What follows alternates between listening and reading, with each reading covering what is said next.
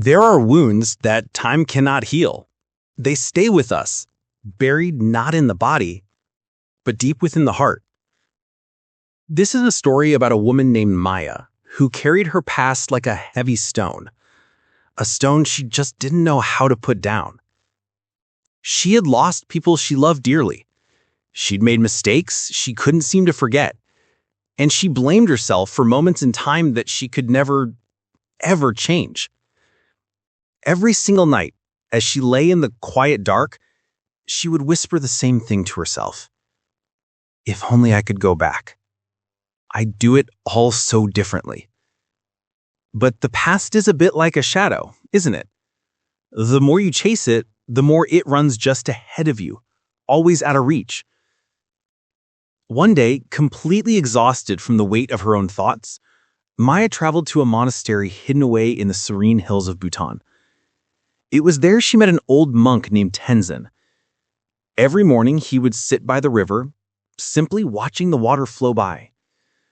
Maya approached him and asked, "How do I stop remembering what hurts me?" Tenzin didn't look at her. He just kept his gaze on the river and said, "You cannot stop the river from flowing, my child, but you can stop clinging to the stones within it." He reached down, picked up a smooth gray pebble, and handed it to her. "Hold this stone tightly," he instructed. "Imagine it is your pain." Maya took it, and she clenched her fist around it tighter and tighter until her hand began to tremble from the strain. The monk looked at her hand and asked gently, "How does it feel?" "It hurts," she said, her voice tight. He smiled, a kind and understanding smile. "Then let go."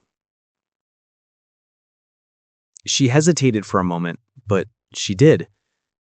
She opened her hand, the stone dropped with a soft splash into the river, and was instantly swallowed by the current, disappearing from sight. Tenzin said, "Do you see? The pain was never in the stone. It was in your holding on to it." That night, for the first time in a long time, Maya couldn't sleep. She sat outside the temple under a sky full of stars, just listening to the soft, constant sound of the river. And for the first time in years, she didn't try to fight her thoughts or push them away. She simply watched them, letting them drift by like clouds passing through the sky. And in that quiet observation, she realized something. Her memories, they weren't her enemies. They were her teachers. Every heartbreak had made her softer, more compassionate. Every failure had carved a little more wisdom into her soul. And every loss had taught her what love truly means. Not possession, but presence. The simple, profound gift of sharing a moment in time with someone. As dawn began to break, painting the mountains in hues of gold and rose, Maya walked back down to the river. She looked at her reflection in the water, and she whispered, "I forgive you." Then she paused, took a deep breath, and said, even more softly to herself, "I forgive me too."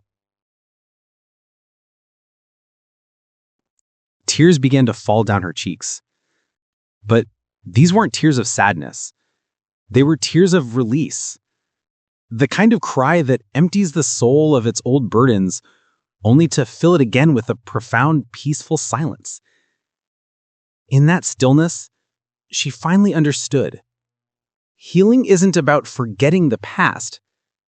It's about making peace with it. It brings to mind a powerful teaching from the Buddha.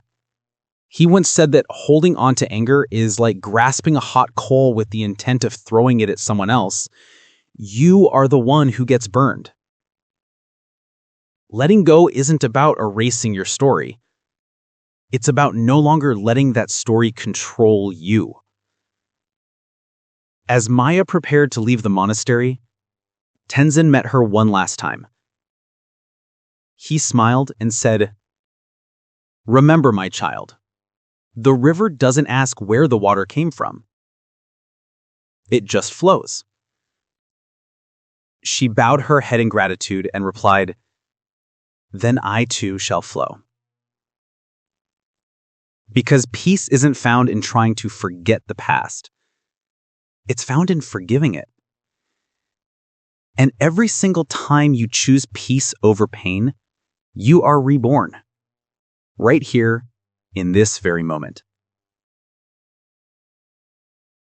If this story touched your heart, perhaps you can take a quiet moment for yourself and whisper these words. I release the past.